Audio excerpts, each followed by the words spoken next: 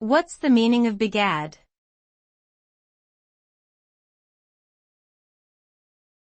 Begad.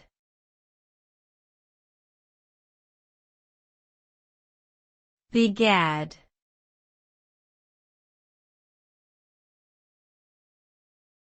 Begad.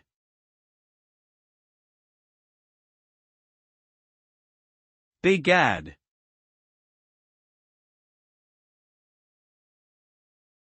The word begad is an archaic exclamation that is thought to have originated in the 18th century. It is a euphemism for the phrase by God, which was considered to be a blasphemous oath at the time.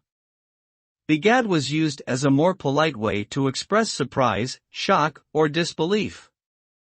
The word begad is no longer commonly used in English, but it can still be found in some older literature. It is sometimes used in a humorous or ironic way to express surprise or disbelief.